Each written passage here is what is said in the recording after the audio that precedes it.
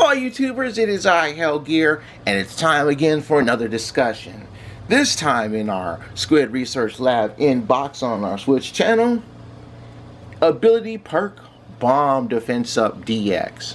Now before I get into reading this, I just want to say one particular thing about this item. But before I do that, I would love to, as always, hear your thoughts on this subject, as well as share your points on the discussion topic at hand in the comments section below.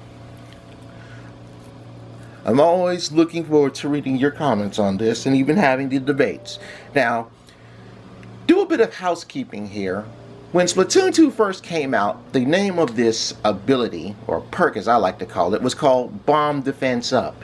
And even though it was called Bomb Defense Up, a lot of us treated it like the word bomb in the Bomb Defense Up never really existed. We figured it was just defense up. Well, at least I figured it that way. Many people thought, oh, it's just damage resistance to sub-weaponry. I figured it was just damage resistance to all of this, and I've taken a lot of harping on this. It was like, it's not defense up for all damage. It's only for the bombs that you throw, the sub-weapons. Look, this is my first time catching this topic, and just like with main power up, how I called that attack up and figured that it was just the retrained damage up from the first game, which I was right about. I'd love to be 2 for 2 on this. So don't worry about the print if it's too small. I'm gonna read this out loud to you guys, and you know, just like with the previous one with attack up, they're gonna give us the chart on what it does. Now, just keep in mind, if you are the ones who also agree that say, well, it's just resistance from getting hit by the sub weapons, then fine.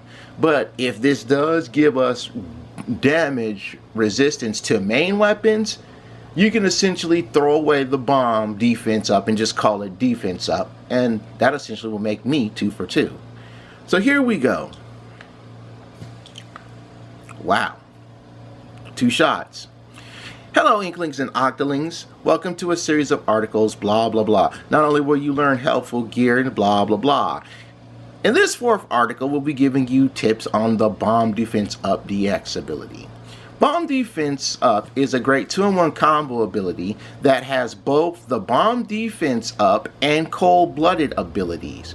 Okay, that makes sense, because with this ability and attack up, they essentially retired Cold-Blooded as an ability by its own. So that's a good thing to start off the bat, because a lot of us were wondering why Cold-Blooded was retired. So they actually took Bomb Defense Up and gave it Cold-Blooded as well. Okay, so this is Defense Up with Cold-Blooded retrained. Alright. The bomb defense ability reduces the blast damage from bombs, tenta missiles, and splashdown attacks, while you have a better chance of surviving a horde of blasts from bombs and special weapons. Interesting. So it's defense against special attacks as well as subs. That's unexpected. While you have a better chance of surviving a horde of blasts from bombs and special weapons, be warned, you cannot defend against powerful blasts that can splat you in one hit, like getting shot with the blast from the Inkzooka via the Inkjet. You cannot decrease blast damage from main weapons like blasters, explosives, and rainmakers. Okay, so they did say that. So if you get hit with the one shot from the Luna Blaster, it's still good night. All right, looking like this, I'm gonna be 1 for 2. Cold-Blooded shortens the duration of position trackers set by traps and point sensors. Essentially not traps, It's the ink mines. Point sensors and ink mines, folks. Because remember, ink mines, I don't like the ink mines of Splatoon 2. In the first Splatoon, ink mines could actually give you a splat. Now they just reveal your location, like the point sensor and the echo locator. If you're marked, enemies can track where you are, even if you're hiding. So it can be quite a disadvantage. Which again, Bomb Defense DX has Cold-Blooded in there, so it shortens this time. On the other hand, you can also act as bait to assist your allies if you're being tracked. Cold-Blooded can also come in handy to hide your silhouette when enemies use thermal ink, haunt, or stingray. Interesting.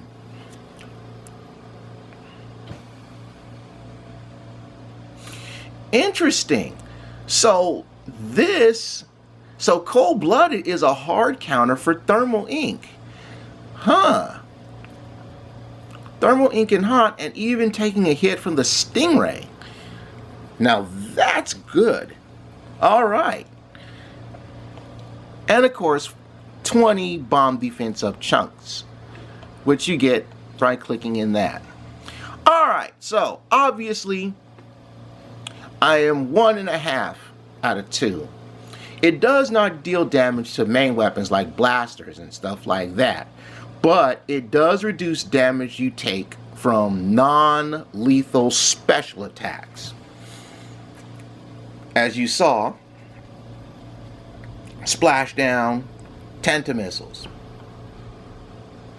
So if you're not dead center in the radius of a splashdown, bomb defense up won't instantly kill you, but you do take less damage if you're outside the blast radius and you hit with splash.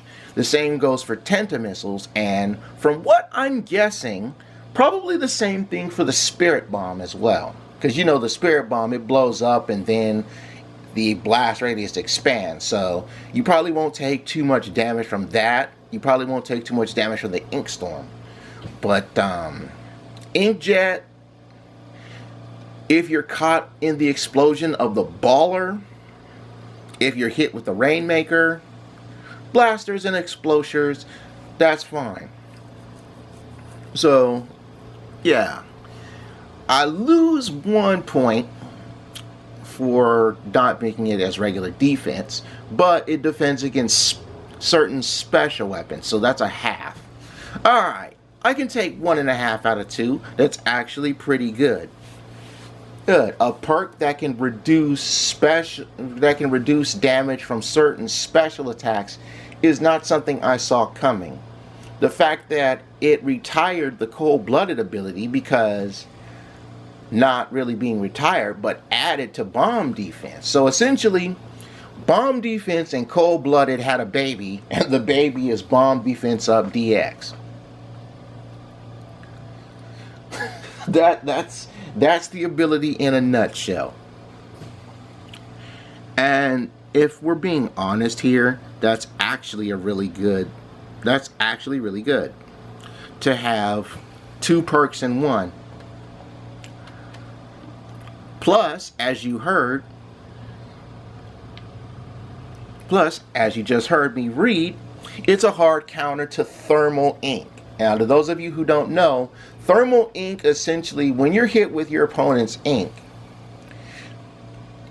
your silhouette shows behind walls and stuff. The stingray is good for the same thing. So when you're hit with the stingray and you dodge, you'll see, well, just before you fire, you'll see their silhouettes, because it's wall piercing and all that jazz.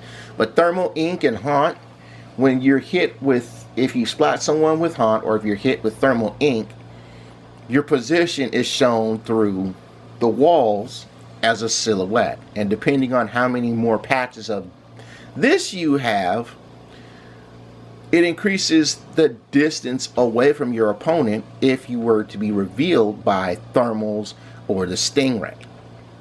Or positioning like haunt, which haunt should give you away, but it does like a thermal ink deal. And that's rather interesting. Alright then, let me know what you guys think of these developments. Do you think that having a combination of bomb defense and cold-blooded in one perk is a good idea or a bad idea? I think it's rather interesting, especially since it can hard counter thermal ink and it gives you damage from taking attacks from non-lethal special moves, which I didn't see that. You know, I wasn't expecting that one. So it's not necessarily regular defense up, but it is bomb and to an extent special defense up, as well as cold-blooded all in one perk. So essentially you're getting like 3 perks in one, not 2. At least that's what I think it is. It's a 3 perk in one shot. But that's all I'm going to say on the matter. I'll be looking forward to what you might have to say in the comments section below. But for now, I take my goose from the oven because I'm done. Bye-bye, everybody. Bye-bye.